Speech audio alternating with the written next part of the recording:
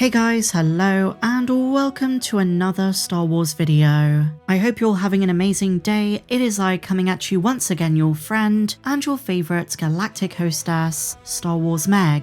And today we've got some pretty big Star Wars news. Anytime there is an update about the maker himself, George Lucas, you guys know I'm on it. Whether he's starring in Minions, or he's talking about his upcoming museum, you can expect Star Wars Meg to be there right as it drops. I should be going to bed, but this is way more important. So this comes from arabbitsfoot.com. And they spoke with George about cinema, his legacy, the kind of stuff he likes talking about these days, the whole history of cinema, what a film should be, the current problems with Hollywood, he talks about AI, all of that good stuff. And yes, as the title suggests, there is quite a lot of juicy stuff about Star Wars. We're gonna get to that in just a moment, but if there are any doubts that George is fully done with the galaxy far, far away, this really puts it to bed.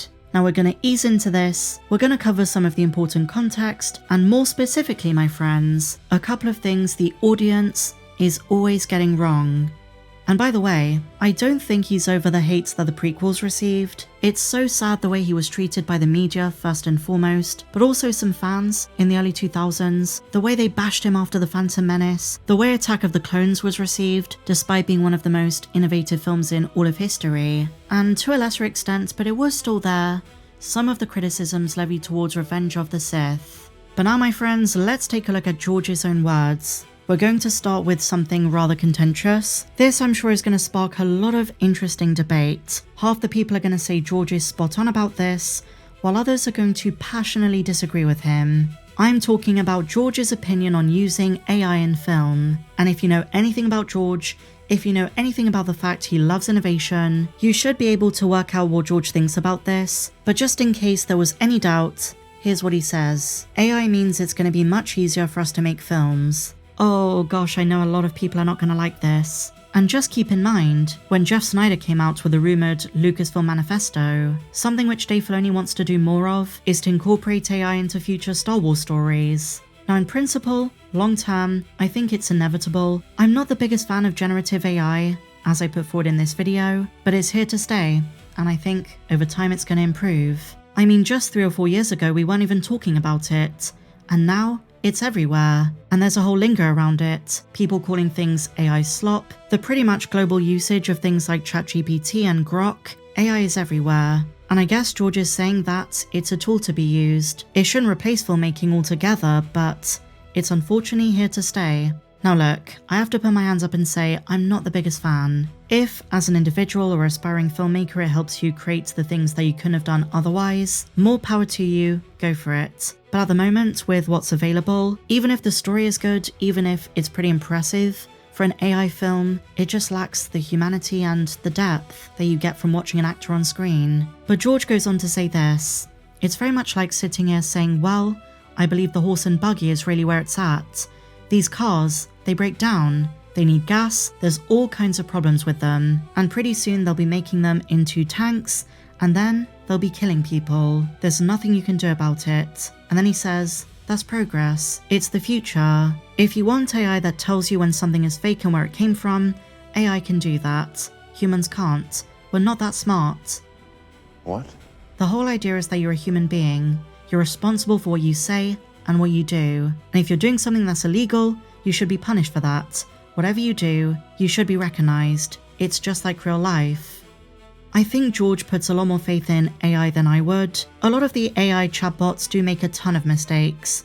So when he says, if you want AI to tell you where something is fake and where it came from, it can do that. That isn't necessarily true. It makes so many errors. I think as AI improves, in the future, George's opinion will not be as controversial as it is today. Everything he's talking about is reflective of the direction things are heading in, but I think in terms of generative AI, cinema, VFX, for better or for worse, George is going to end up being right about this. It's going to change the future of Hollywood, and not just for visual effects, but for script development, storyboarding, virtual sets, editing, color grading, but as is usually the consensus with AI, it's going to severely impact human employment.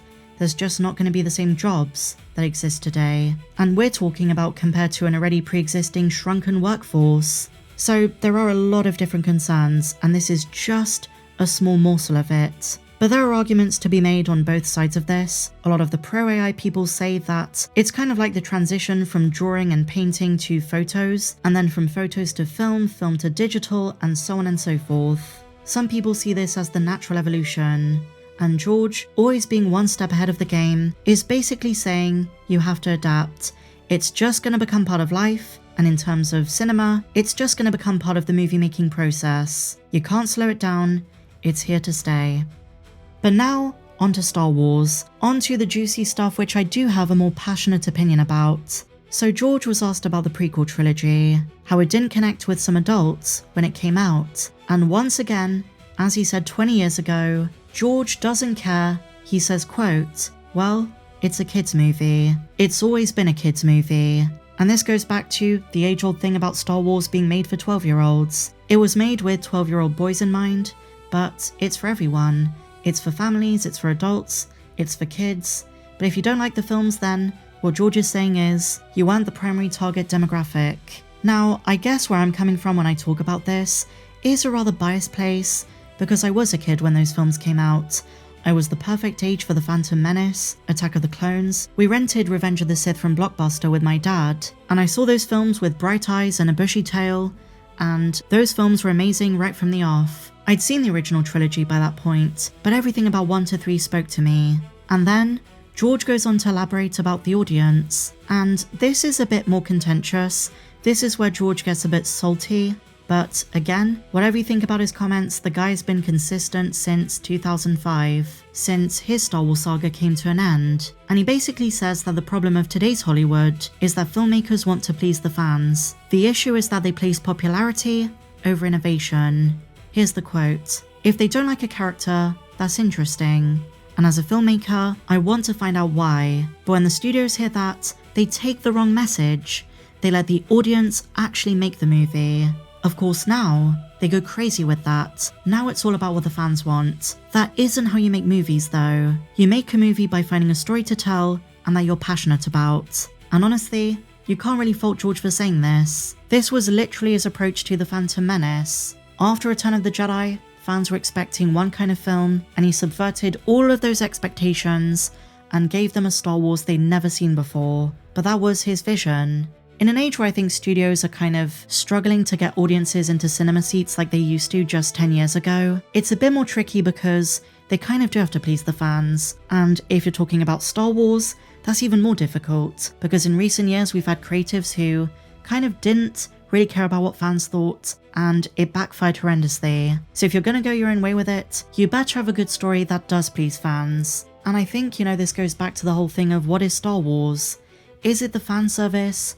Is it always pleasing a fandom? Or is it doing something drastic every time that might do a lot of innovation, but doesn't necessarily please the audience? For George, the story should always come first. One of his biggest criticisms of The Force Awakens is that it didn't do anything new.